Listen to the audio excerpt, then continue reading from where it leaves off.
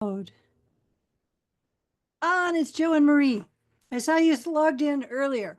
I had somebody trying to log in an hour earlier. It's always a time change, kind of a time zone adventure when we do these. But hello, everyone. I'm Michelle Masters. I will be your host. Um, let's see. Okay. So I want to, oh, thank you, Sunny. I want to start off by asking you a question. So it's a question you've probably heard before, but this question is never not relevant, always relevant. So if you had a magic wand, but it was like a dollar store wand, so it was only going to work once, um, what would you wish for?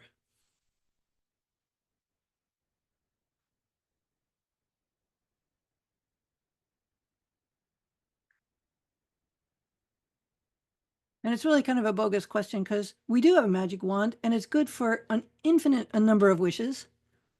But perfect health, okay, good to know. What else? Anybody else willing to cop to whatever they would wish for? If not, it's okay. I don't mean to pry.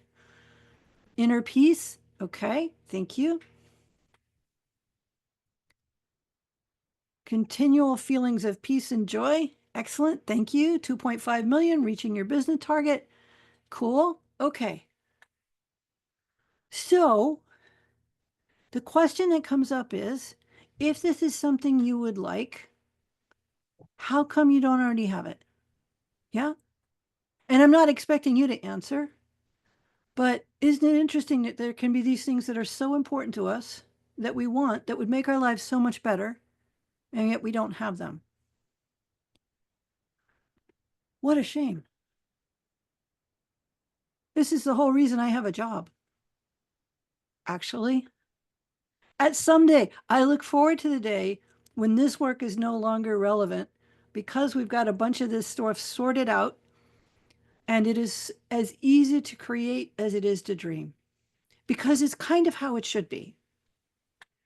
But here we are on Earth doing the Earth thing, and on Earth, things are harder than they are elsewhere in the galaxy. And there's probably a reason for that. But at this point, it doesn't have to be as hard as it has been. Now, that's true for so many things.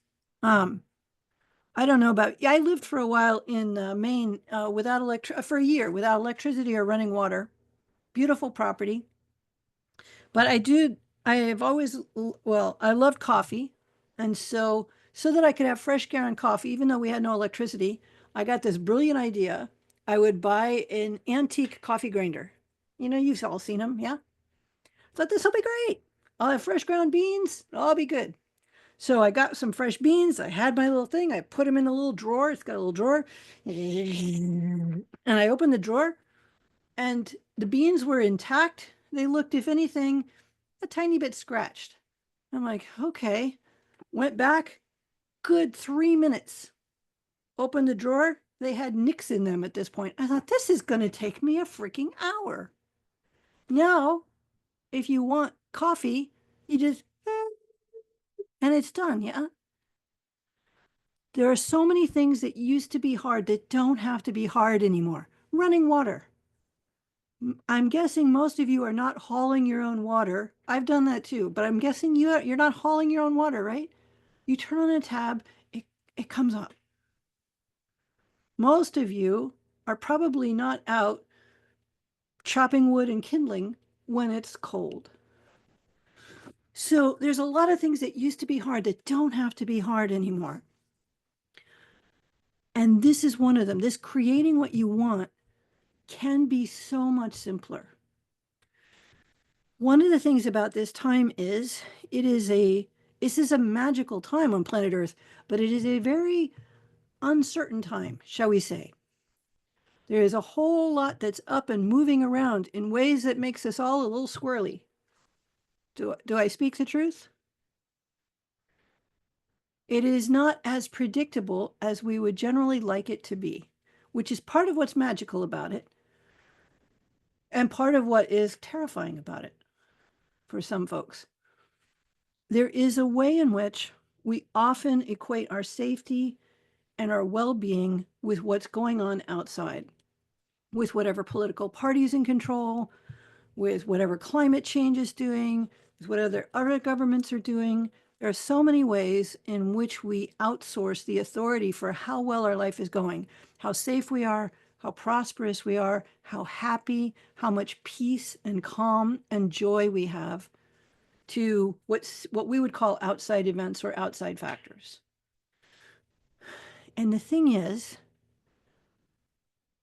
you have more power than you will ever know to create everything you want and more, regardless of what anybody else is doing.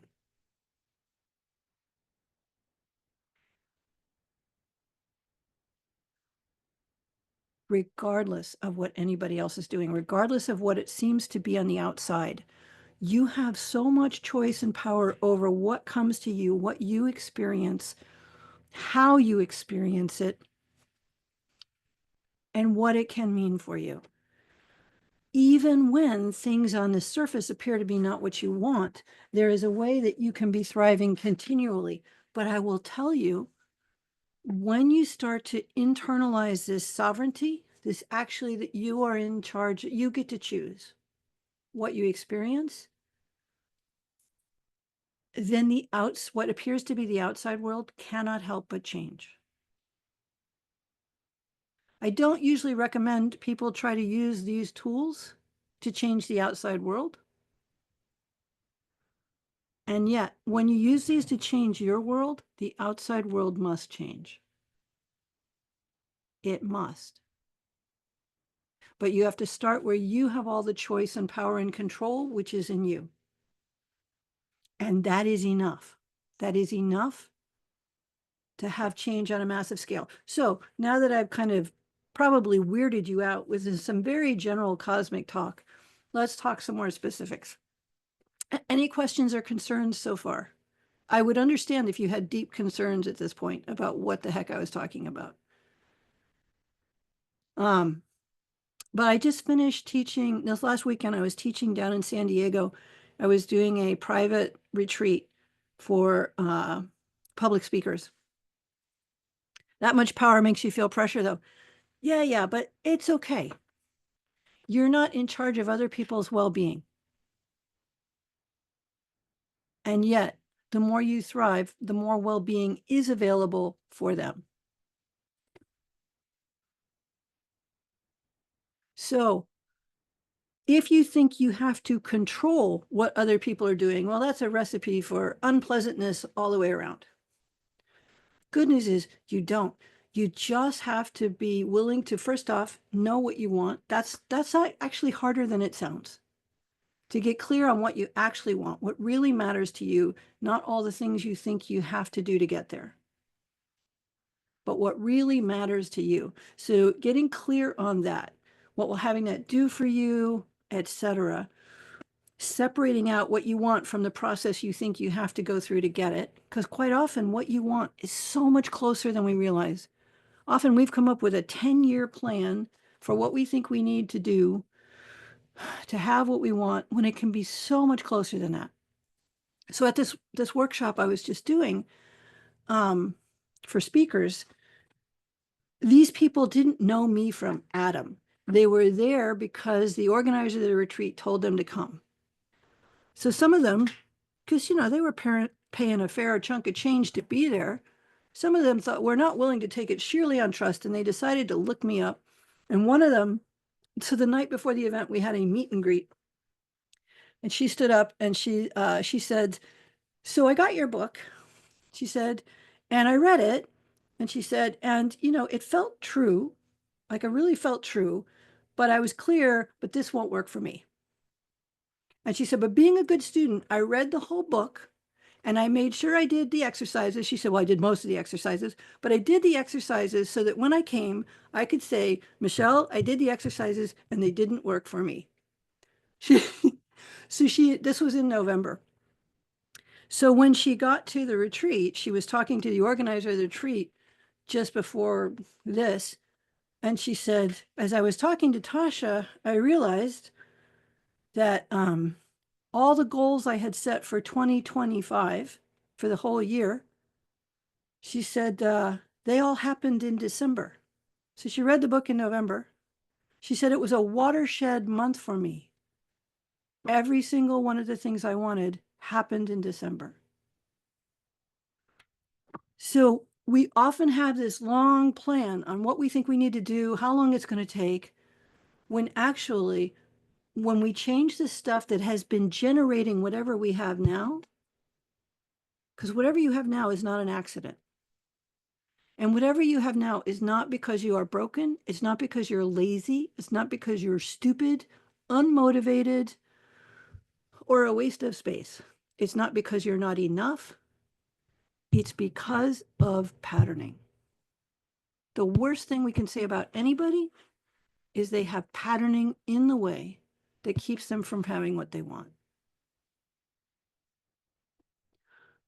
So when that patterning shifts, your experience must shift because your experience is so much generated by patterning. So, any questions so far?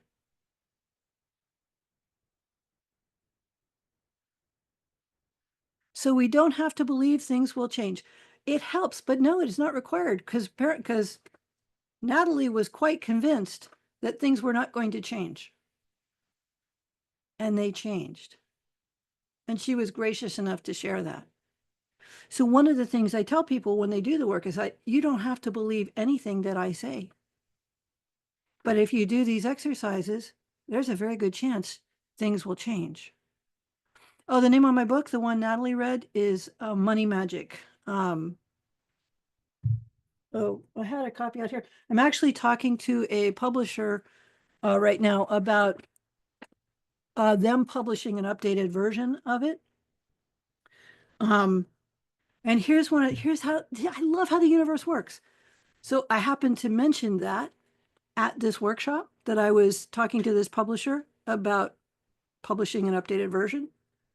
And the lady who had read my book so that she could tell me how it didn't work, she started to laugh because I named a publisher. She said, she said, they are my publisher. I've published 4 books with them. She said, I'm texting the publisher right now. She took a picture of me up there and sent it to the publisher and said, you have to publish this woman's work. So, and I don't think that the publisher is going to be held captive by a text, but like, what are the odds, right? So this is the thing about when you change your patterning, when you change your beliefs about yourself, your beliefs about the world, at a fundamental level, the world shifts and all these synchronicities show up. I could have never planned that, right? But all these things just start happening in ways that feel destined. Now, a lot of people sadly feel destined to fail. That's patterning. It's just patterning. Because I assure you, the universe is not out to get you or punish you or teach you a lesson. That's not how it works. The universe is always on your side. Now, sometimes we choose lessons for ourselves, which in hindsight we go, oh, well, that was quite a thing. But we always have the choice to make a different choice. And when we make the choice to make a different choice, quite often that is okay. Lesson learned. Mission complete. Now, what would you like? I will tell you this one more story, and then I will go into a little bit more granular detail on how we generate the things that are keeping us stuck and how you can shift those. But the first time this is the 4th time I did a retreat for these folks.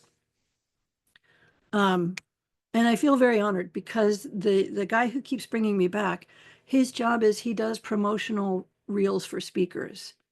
Like he's worked with top speakers. I mean, he goes to conferences all the time. This is his world. He's always dealing with speakers. And I had hired him to make a promotional video for me. And to do that, they videotaped my 2-day money magic workshop.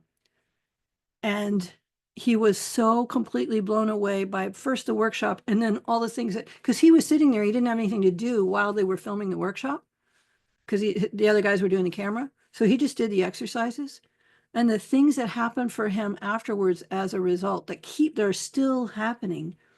Um, like he can't say enough good about it. And so he's had me come every year since then to speak to his people, to his top speakers. Um, so I feel that's a real honor. Um, so how is it that your patterning is creating your life? Now, some of you who've heard me speak before have heard me say this a lot of times. I apologize for that. For some people, this is brand new because there's a lot of talks about beliefs and mindset, but very few people actually know what a belief is and how it's formed. Because what a belief is an automated association. Okay. So how all beliefs start. Somebody says it's really hard to define what I want. Sorry, let me just look at that for really quickly. Um, it's really hard to define what I want or what clear image of what I want even looks like. Tips welcome. Okay. Um, has that always been the case, Sunny? Where is Sunny? Has that always been the case?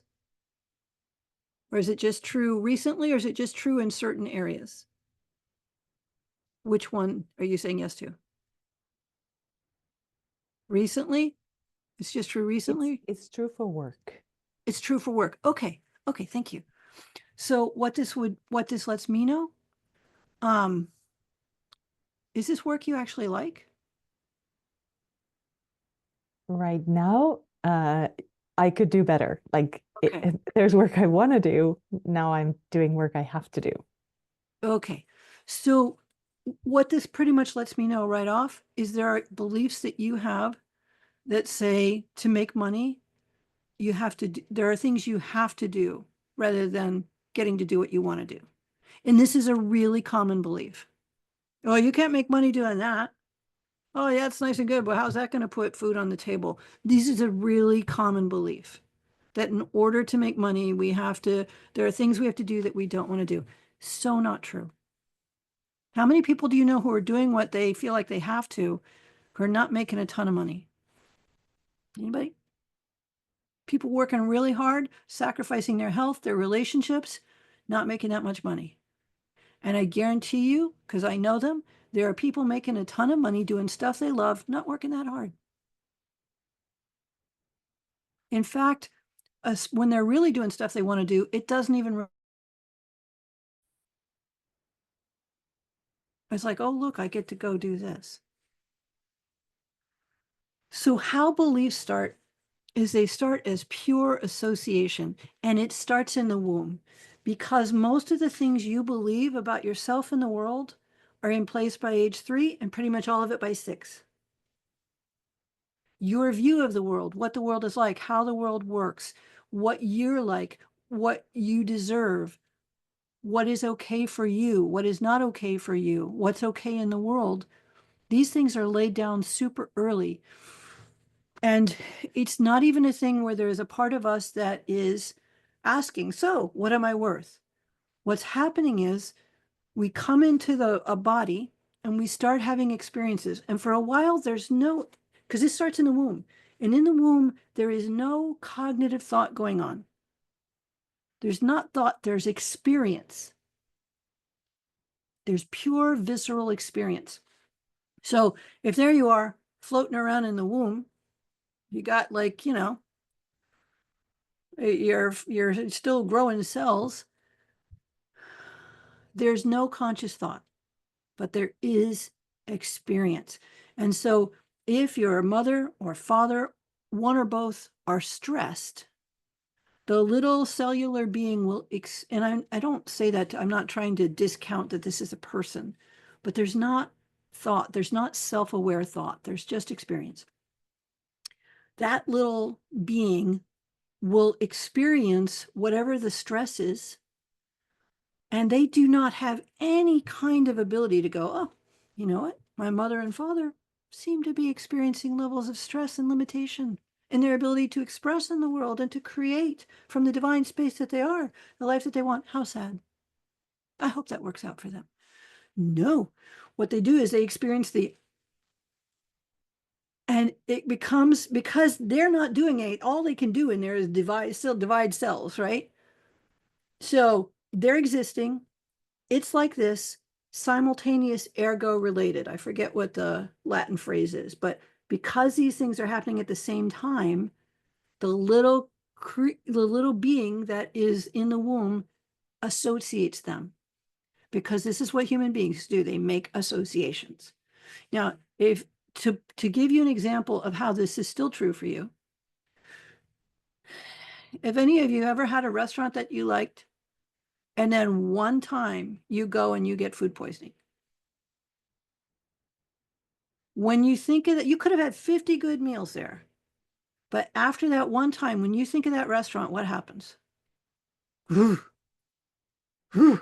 Visceral. There's no, well, 49 meals were good. So probably law of averages, it was just a bad shrimp. No, there's a, we're not doing that again. Mm-mm. And this is what the experience of growing up is like. It's a very visceral, oh, look, I had reached for what I wanted. I asked for what I wanted, and my father had a conniption fit. Ooh, not going to go there again. Let's not ask authority figures for what we want. Mm, mm, mm, mm, mm, mm. Let's not do that again. It's a visceral learning. And the way the human brain makes associations is so if there's stress or danger, and the part of your neurology that registers stress back here, it really can't tell a difference between a physical threat and an emotional threat. It's got two distinctions: there's threat or no threat. So if one or both of the parents are freaked out, the the little being's system will register threat. So there's threat, and here's me. And all kinds of associations can be made all at once. Oh, the world's dangerous. Maybe the world's not safe. Maybe they're dangerous. Maybe I'm dangerous. Maybe I'm the cause. Maybe I'm the problem. All of those can get wired in super early. Now, most people have different experiences. So there's some visceral experiences of well-being, like all is safe in the world. I'm okay. And some visceral experiences of, ooh, maybe not everything's not safe. Maybe I'm not okay. But most of us have had at least a few experiences of, I'm okay. Because even the worst parents have to fall asleep sometimes. So we've all had some experience of okay, some experience of not. And this is not to blame parents, by the way. Parents are people doing their best to have an experience. They were people before we got here, and usually they were people with issues before we got here. And it's not like having a baby is going to clear all those up. So God bless anybody who does it. Um, but they're going to have their stuff. And in a perfect world, kids would be able to look at it and go, yeah, that's a real shame. But that's their thing. Cats can do that. A cat can look at somebody having a problem and go, that's a shame, but not my problem. And it's not that they don't care, but they do not take the blame. If a person walks into a room where there's a kitten or a cat and yells at somebody, the cat does not feel bad about it. They might think, well, we got to watch this when something's wrong with them, but they don't feel bad about it. They don't feel like they're the problem. If you come in and yell at a cat, again, the cat might think, I need to watch out for this one, but they don't go into shame, recrimination, self doubt, self loathing. Oh, I'm the worst cat. No, this is a very human thing. We take credit and blame for everything that happens, especially up to about 7. At 7, the left hemisphere kicks in. We start to have a sense of cause and effect, a sense of something separate from us. But up until that, up until 7, kids pretty much take credit or blame for all of it. whether they know they are or not. It's the step on a crack, break your mother's back thing. Oh, grandpa died and I got angry. It's my fault. I had a client who was 2 years old when World War II broke out in Europe. And on some level, she held herself responsible all those years later until I met her in the 90s. I had to point out, you know what? It probably wasn't you. It's probably not that those people who declared war were at peace with themselves and the world till this toddler came along. And then I'm sorry, we've got to invade Poland. That's not how it is. And why is it like that is a really good question. It's really old wiring that's probably in need of an update. And I think that may be what's coming as human consciousness evolves. But until that, this is a workaround. We now have a workaround. But this is how it happens. There's all these visceral experiences that our body stores, especially in those first 3 years. In the first 3 years, do you know how many neural connections a child's brain is making?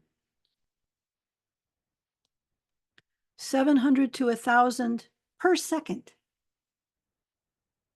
700 to 1,000 neural connections per second. And those neural connections are based on what they are experiencing. So they are creating in those first 3 years in particular, a worldview from scratch based on what they are experiencing. It makes us very, very adaptable in the first few years. Human beings adapt better to the environment they're born into faster than almost any other creature because we have the fewest bridged neural pathways. Bridged neural pathways are what we would call instinct in animals. We have very few of those instincts. We make ours all up in response to the environment we come into. And then at about 6, if we haven't died, the system switches from creating the worldview to now stabilizing it. And at that point, it resists all attempts to change it. It goes into almost a password protect. And at that point, those beliefs are automatic. They are part of who we are. And the only way to really change them is to access the parts of the brain that were developing when they were forming, which are really old parts of the brain. So what a lot of people try to do to change their brain, their beliefs, they go to a workshop in their 30s or 40s and somebody says, oh, you could live an abundant life.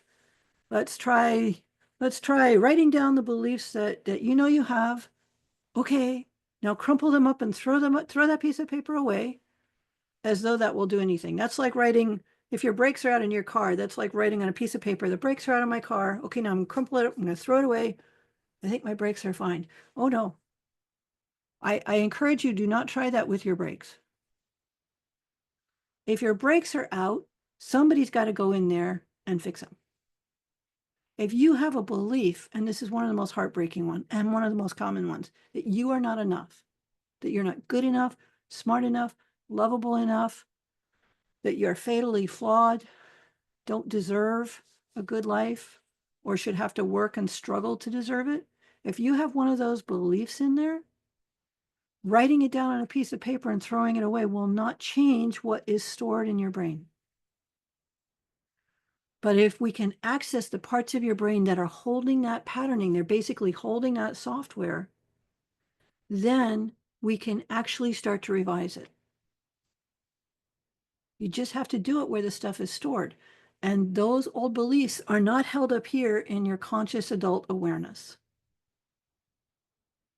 If they were, everybody could instantly change their beliefs and heal every moment of the day.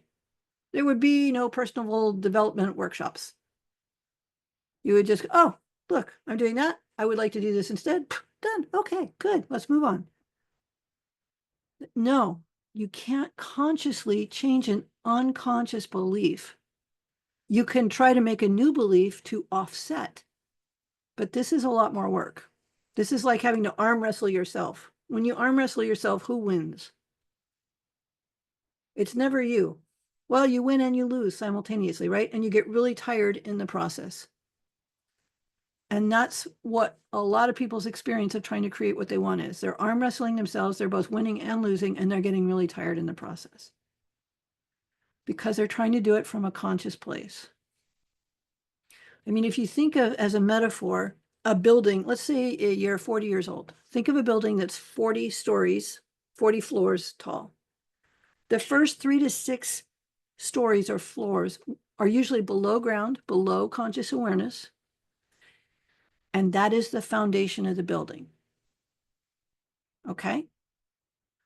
If there are cracks in the foundation and you send an electrician up to the penthouse where all the executives are to work up there, not going to help. Somebody's got to go into the basement. So what the tools that I use in the Money Magic workshops or are really good for is first off helping you get clear on what you want. Because like I say, otherwise we have no idea what where to aim you. And then accessing the place where the patterning that's causing the limitation is stored and then updating it. And it is like software. Once you rewrite software, you don't have to do affirmations. You are powerful software. You don't have to encourage it. Come on, go, little software.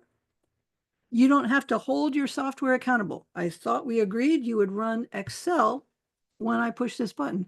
Like when it's done properly, it just runs.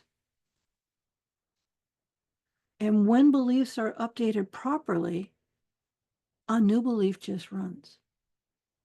Now, lots of us have more than one belief in the way, but you'd be surprised how even just changing a couple of the big ones can make things so much better. So I just had 2 days with these folks this past weekend, and the organizer, the next morning, he sent me this. This was from the guy who was probably the most skeptical of the group. So he left a voicemail. He says, "Hey, buddy, I'm at the airport." Oh, come on. Somebody just sent me a notification. Get out of the way, my text. Thank you. I just wanted to let you know that I really appreciated this weekend. Definitely some things that I'm first time being exposed to, but I took it all with a grain of salt. Having said that, I'm at the airport, and when within the last 45 minutes, I've gotten a signed contract back. I've got a date hold from leading authorities. And IHOP, who I told you was a no, just called me back and said, "Can we talk about what it will take to have you do this?" Within the last hour, I've had 3 opportunities, and that's some kind of crazy expletive deleted. Another guy texted him and said, "I just landed my first ever 20,000 speaking gig this morning. That was amazing." And then there were some emails that came in as well. This was only 20 people. No, it was 18 people. And some of them had stuff happen before the weekend, like I told you, Natalie. So there's a third of the people have already had results, and it's been 2 days. That's how fast and easy this can work when it's done properly. And I will tell you, the thing that makes me happiest is not just that people are getting more of what they want. I mean, that is important. But one of the things people tell me all the time is after the workshop, they feel lighter and other things that they weren't even expecting improve as well. Because whatever the beliefs are that are in the way of your money are probably in the way of other things as well. And especially beliefs about our worth. This is one of the biggest pieces for me, is helping people to start to revise the experience of their worth. Because our worth is one of the biggest factors in what we think what we think we're worth. One of the biggest factors in how much good we let come into our life, whether it's financial, whether it's romantic, whether it's health. Our sense of what we're worth determines how good we will let our life be. And our sense of worth, that one is in place pretty much by age 3. 3 years old. By 3 years old, almost all of us have decided how worthy we are and whether or not we are enough. That's developmental psychology. Um, is there an exercise in the book for it? Yes. Again, if we republish, I'll be expanding the worth piece a little bit because I've been doing this long enough. Every time I do the workshop, it gets a little better. Um, but yes, there is an exercise in the book around worth. There is, in fact, I have several different workshops. I have Money Magic, I have Wired for Love and Connection, I have Wired for Health and Well-being, Wired for Magic. Every single workshop I have has a piece around worth in it. That's how big a deal it is because it limits so much and it's in place so early. And I defy you to show me a 3-year-old who doesn't deserve a good life. So whatever we have decided that limits how good our life can be cannot be true. There's just simply not a 3-year-old who doesn't deserve to have a good life. So it's a lie. Our beliefs about our lack of worth or our questions about our worth, they're not what's true about us. And so we have to live on top of that lie, and we compensate by trying to work hard, by trying to earn it, by trying to somehow be better, more loving, more productive, smarter, thinner, richer, fill in the blank. We try to compensate through effort. The very first time I did a workshop for this group, it was in Sedona that time, and I was trying to get a sense of the group. And because they didn't know me and I didn't know them. So I had to energetically find them before I could do a decent job of working with them. And I said to them, what do you want? And this one incredibly sweet young man, said, I just want to be the best version of me. We're 5 minutes into this workshop. They don't know me from Adam, but I teared up because in that moment, I saw him. I got a glimpse of him the way the universe sees him. And I looked at him and I said, buddy, box ticked. You're already there. Like there's no better version of you. There will be other versions of you, but I could just see the magnificence of this soul. And the fact that he was still, still trying to make up for something, still trying to fix something, it just broke my heart. So I said, yeah, box ticked. You're already there. Now, what would you like? Because the more I teach lately, the more obvious it is this is how the universe sees us. Box ticked. Already the best version of you. Already, like the universe knew who you were when it invited you here. It's not like it was shocked to discover who you are. Did you know? No. The universe knew who you were when it invited you here. You're here because you're wanted here for you, not for who you may become, for you. And you will become more. That is inevitable, but it's not why you're here.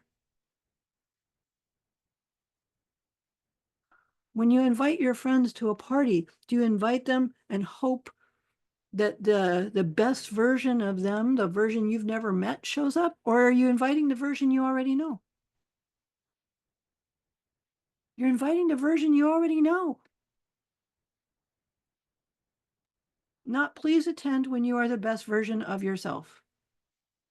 Now, at Thanksgiving, there might be a few relatives you would like to say that to. That's a whole other story. But yeah, we carry around this shame that we are somehow not measuring up, not enough. Um, and go into all kinds of acrobatics to compensate for that. And they are rarely useful. All the things we do to compensate for feeling not enough are almost never useful. Overdoing, overworking, overgiving, etc., etc. They take us out of ourselves.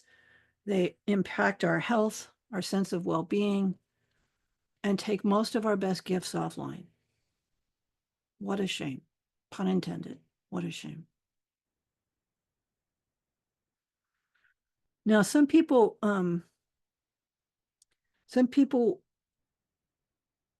have equated a healthy sense of worth with the feelings of entitlement, and that they are not the same. Entitlement is not too much self-worth. Entitlement is actually a lack of worth that's inversely projected. In the same way that people who are narcissists don't feel really good about themselves. It's actually the opposite. But what they do is that feels so bad that they default into the opposite end of it and then project their own fears of shame and worthlessness about themselves onto everybody around them. That's narcissistic patterning. The same is true of entitlement.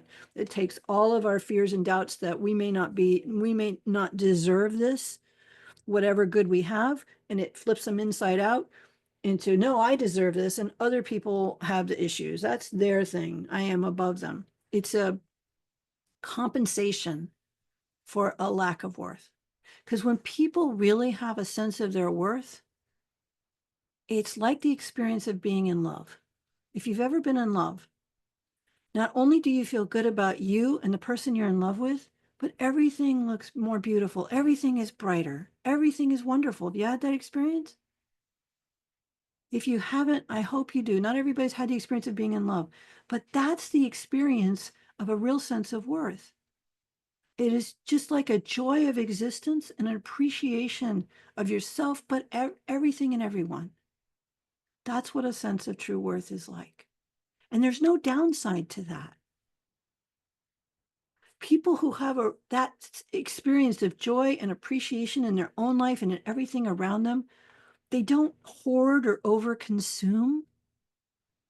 Because they're not trying to fill a gap that can't be filled, which is what hoarding is usually about: fear of not having enough. Overconsumption is trying to fill a gap inside with outside stuff. And so actually, the more worth people have, they don't need to overconsume. They don't need to hoard. They don't need to compete.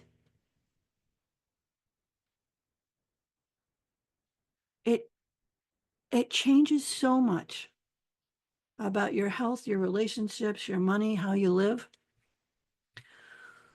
And then there's one more piece I'll mention quickly, and then I'll just tell you a little about our upcoming course, because if some of this resonates, you might be ready to change some of it. And if you are, we'd be happy to have you.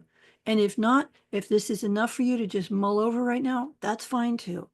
When you're ready, we'll be here. Because this is not a high pressure thing, but it is an offer, because it breaks my heart how many people are in are stuck or not experiencing the life they really want, and especially not getting to experience the magic and the beauty that they are. That's a real shame. So the last factor that really keeps people stuck, and that is also in every workshop I do, no matter what it's about, is something called unconscious family loyalties or ancestral generational trauma. So we have our own beliefs, and then there's the lineage we come into, the parents, the ancestors we come into. And human beings have a very strong drive to belong. It is one of the strongest drives we have, and especially when we're little, when all of this is getting formed. And human beings compute their belonging in terms of conformity. When we are like the people we come from, we feel like we belong. When we are different, our belonging feels threatened. Now, this is on a planet where nature is designed to produce diversity. There's no two snowflakes the same, no two grains of sand. There's certainly no two people. But as human beings, we come in here, we want to belong, and we want the people that we come from to thrive. And so when a child is born in There's never, when a child is born into a family, they feel all the pain in the family and they want to do something about it.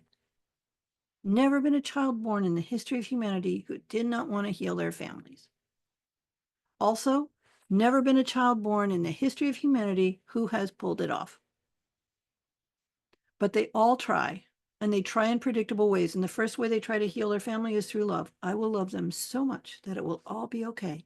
And because their love is so big, so pure, and because they have zero sense of proportion, this feels reasonable. Of course it will work. Why wouldn't it work? Never works. If it actually worked, every single parent would be instantly healed upon the birth of their first child. It would be like, huh, congratulations, it's a girl. Oh, you know what's here? I thought you were a narcissist with borderline alcoholic. And frankly, I thought I was attachment avoidant, but we had a baby and it's all fine. There'd be no more coaches or therapists. There'd just be doulas everywhere. Got a problem, have a baby. If it actually worked. Doesn't work. Then the kid goes to plan B. Okay, all right, that didn't work. I will take the pain from them. I will have the problem so it can be okay. Also never works. You can no more take somebody else's pain than you can take their irritable bowel syndrome. Can't do it. You can replicate it, but you can't take it from them. You can't eat for somebody else. You can't take medicine for somebody else. You can't go to therapy for somebody else. You can't heal somebody else. But they try. And when that doesn't work, and it never works, the last move is often, okay, then I won't have it too much better. If it was hard for you, it will be hard for me. If you struggled, I will struggle. If you had to give up on your dreams, I will give up on my dreams. If you couldn't have what you want, I won't have what I want. I promise. It's a beautiful expression of love, but it is completely futile and it keeps life from getting better. You can see this on a tiny scale. If you go to a restaurant with a group of people, it's a good restaurant. Your appetizer comes first. Okay. It's a good restaurant. You know everybody's food is coming. How okay does it feel to start eating your coconut shrimp or gazpacho, whatever it is, when nobody else's has come yet? It feels weird, doesn't it? It feels really weird. Most people will either wait and let whatever it is get cold. Well, with gazpacho, you're okay, but the rest of it's going to get cold. Or they'll try and share it. Here. No, everybody have some. And so we do this in a much bigger scale as well. When I was at this workshop, we had a couple of people there who are trying to help heal the collective and are working with populations with communities that are in real struggle and danger. And those speakers are having a hard time, like how do I let my life be better when their lives are so hard? This is a very human thing, and it helps no one. Us keeping our life from being good because other people are stuck does not help. It's a little like if your friend breaks their leg and so everybody else breaks their leg too. It doesn't help. Misery may love company, but that's not a good enough reason for making more misery. So these are the things that we address in the online money magic workshop. Oh, by the way, it starts February 11th, but I'll tell you about the structure. Hold on. Where's the chat? There's the chat. I'll just put this link in here. I actually remembered. I almost never remember on a webinar to actually share that. But I do want to share my screen for a minute and just show you a little bit about the program. Because I've been doing it since like 2011, I think. And it is a really effective way to get a whole bunch of change done in a cost-effective manner. So here is, get clear on what you really want. So I will tell you, the people who make my marketing, English is not their first language. So it's always an adventure when I look at my sales pages. But here we go. Online Money Magic begins February 11th, 2025. And it's got a couple of components. So first off, we have 10 weeks of Zoom calls. These start on Tuesday, February the 11th. There's a 10 a.m. and a 6 p.m. California time. You can join whichever one works best for your time zone, or you can join both if you want, if you're an overachiever. They're all recorded, so if you miss them or you watch the morning one, but you want to see what's going on in the evening one, you can watch the recording or download the recordings of the calls. And on these calls, what I do is I'm helping people in places where they might be stuck. I could turn this into an automated evergreen class. It'd be easy for me. I wouldn't have to do anything. I could make a lot more money, but I guarantee you the results would not be anywhere as good as it is when I can help people with the places they feel stuck. Like I tried to do this exercise and I couldn't figure this out. Or why can't I do the exercises? I can't make myself do the exercises. These are the kind of things I can help people with, or my assistants can. And it makes all the difference. Because if you have old patterning running that won't even let you do the exercises, right? It's like this vicious circle. So having some help to be able to get through this and ask your questions on things you might be confused about makes a huge difference. It's why I do it this way instead of just having it be an automated thing. There's an online membership portal that you get access to for 6 months. So we have 10 weeks of Zoom calls, but for 6 months, you can go in here and there is recorded material all around all different kinds of change techniques that you put on a video and listen to change stuff. There's stuff to help create what you want, stuff to revise old beliefs, stuff to revise beliefs about worth, stuff to work on the family loyalty piece, stuff to help you get specific results you want. And you can repeat those exercises throughout the 6 months as often as you want, even on stuff other than money. Because the stuff wasn't designed for money. I just applied it to money. But you can use these patterns to change a bunch of stuff. So you have that online component that you can do any time of the day you want. And then you have the Zoom calls. Um, so this is what, oh, look at this poor lady. We don't want you to, I don't know where they got this picture, but this is not the experience we want for you. It looks like she's got a terrible migraine. This is the online money magic program though. It's $9.97, so it's just under $1,000. For that, you get 6 months of change, access to change. And frankly, it's about the cost of one or two sessions with me, but they're not as specialized, but it's a lot more bulk change that you can do on your own as much as you want. So I've had people who have taken this now 12 times because every time they do it, their life gets better. It gets easier, stuff shifts, and things start to flow. I've had people say, why would somebody take it more than once? That's like saying, why would you change the oil in your car more than once? Because life keeps going. And when you change some stuff that's in the way, your life expands. There's new stuff you want. And sometimes you hit obstacles you didn't even know were there because you never got that far before. I noticed that when I started, as a result of this work, I actually made a lot more money. And I started to trip over beliefs I didn't even know were there because I'd never made that amount of money before. It's like, oh, well, we got to fix that one. So in this life, there's no, you do it and then you're there. There's no there. Like you're always going to be growing and evolving, but it doesn't have to be a struggle. It can be an adventure. And that's what I want for people, is that it can be an adventure. The time, please. You need to calculate time zones. 10 a.m. Pacific Standard, well, Pacific time, San Francisco time, 10 a.m. and 6 p.m. on Tuesdays. So if you're in Australia or Asia, it would be in the uh, early to late morning the next day on Wednesdays. The calls are 60 minutes long. They are recorded. Um, Always have resistance when it comes to doing the exercises. Yes, I completely understand. Your brain is designed to resist change.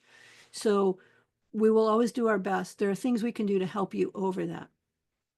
Does this tackle money, worthiness, and can help purpose in life in general?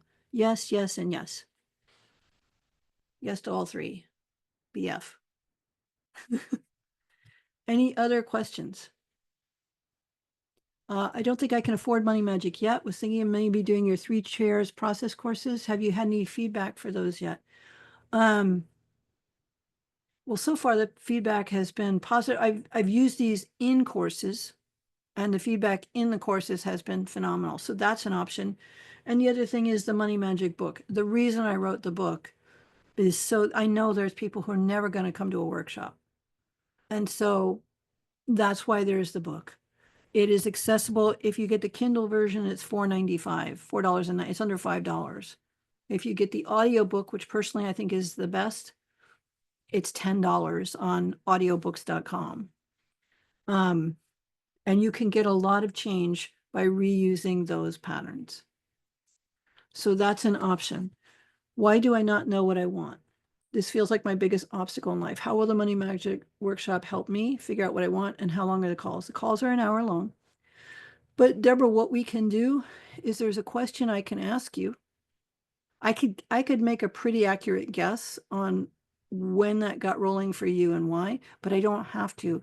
There's a tool or two that I can use in a call to get access to where the things, the big block to you knowing what you want is, because that's a block. And then when we start to revise that, then you have a much better shot at being able to get in contact with what you want. But that's patterning, because we are designed to want. If you've ever seen kids between 18 months and 3 years old, they're wanting machines, right? If things are going, if there's not a bunch of trauma, kids are wanting machines. They want, want, want, want, want. That's how it's designed. It's through our wants we reach out to life. So if someone isn't wanting, then usually they learned pretty young, not okay to want. And it's usually a developmental thing. Something was going on during the developmental stage of when kids are creating beliefs about what they want, that caused them to shut that down. And the brain is not designed to go back and update itself. So once that patterning gets in there, unless you know how to do it, that will keep running. Oh, good. You have the audiobook and have started it. Just resist doing the work. Yes, you and everyone. Um, thank you, Maria. And are you doing Money Magic in person on the Gold Coast to Australia this year? No, we're not planning to go to Australia at all this year, but we might do a live stream 2-day Money Magic with Australia friendly hours. If we do that, that'll be the end of July or August. But not this year, we're not going to travel. So if you would like to join us, we'd love to have you. Does this shutdown happen only in childhood? Can it happen in adulthood from trauma? It can, but usually when that happens, it re-triggers older trauma. And sometimes it's generational trauma. If there's yeah, okay. And the Money Magic course will help me figure it out. Well, if the Money Magic course doesn't, I can help you. Like that's part of why I'm on these calls, Deborah. Is like, if you said, I don't know what I want, then there's some questions I can ask you to see. Kara says, I attended an in-person session in Taiwan. Oh, hi.